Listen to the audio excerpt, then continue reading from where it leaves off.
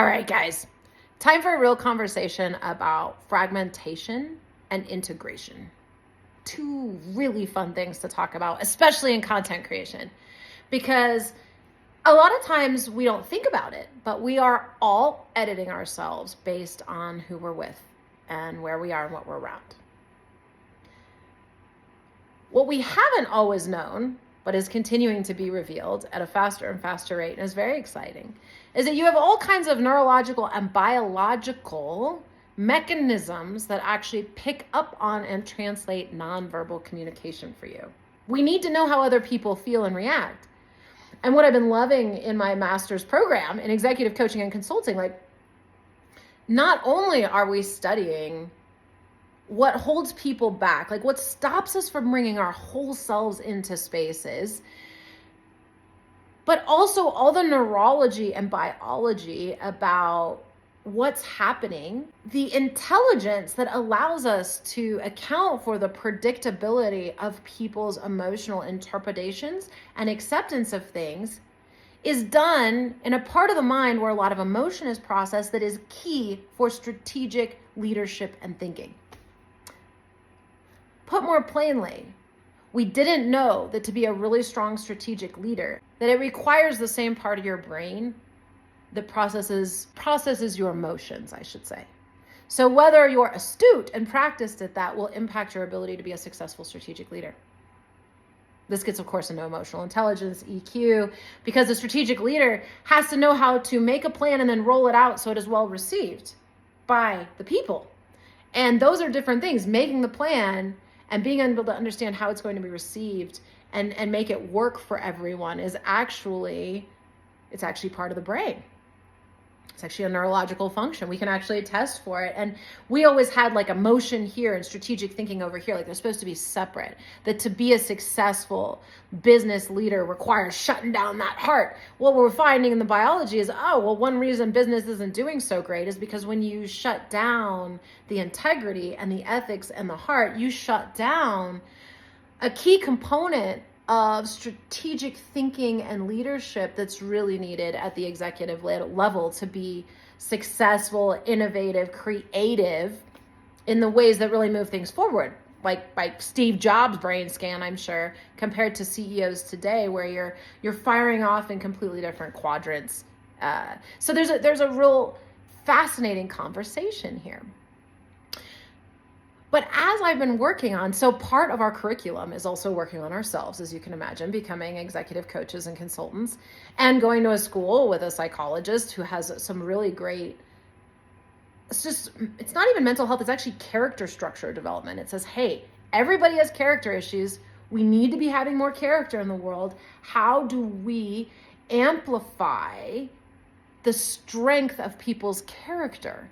And Dr. Townsend has a great mechanism for it, and integration is part of it. So going through it, you start to see, wow, okay, so I fragment myself in all these spaces. Part of that I have to do for survival. I can't be the same person in all places. Or can I? Why am I not? Well, this is where I started to play around with as I went through this process. And what was fascinating about it was not only did I start to bring a more whole self into places where I had been bringing an edited fragment and experience the strange friction it causes, and it's not strange, but it is when you really start to live it out. But also I was posting content. Well, if you notice what's happening with content, so here's the first thing you realize is that when you are editing yourself, other people are editing for you. You may not know it. It's not a conscious ask. Like I'm telling you, there are biological and neurological mechanisms for this that we are not always conscious of. We think we're bringing our whole selves into places, and we don't. That's why I'm trying to bring it conscious, and it's become more and more so for me, because when you edit yourself, you realize other people are editing for you. When you stop editing, they get resentful because they're editing for you. And well, you better watch out. They might bring their whole self in, and it's like, well, please do. And then I realized that we only want to watch fragmented content online because no one wants a whole person. Everybody just wants to look at what they want to look at nonstop. And in short segments, we don't even have pauses, normal inflection. And what's even wilder about all of that is not only do you not want a whole person to look at, which means you aren't allowing yourself to be a whole person at the end of the day, but you actually judge the person on the screen like it's them. So first of all, guys, this isn't like human connection. I'm not like this in real life. You are watching this, which means I have to bring double the energy to make it interesting because you're not here and we're not sitting here and I'm talking for a while. I am not this stimulating in real life. I have to bring all the energy to the video, right? I'm very, very boring actually in real life. And it's fascinating to watch. And then everybody's watching everyone else going, which fragment of mine should I amplify? And since I edit myself everywhere I go in life, I'm just going to edit myself online some more because that's how you make money.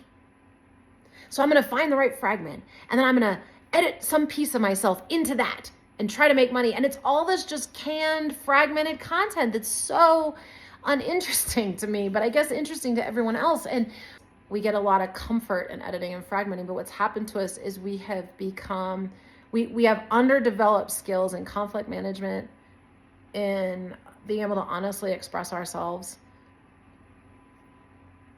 In connection is where we really pay the price, right? Intimacy.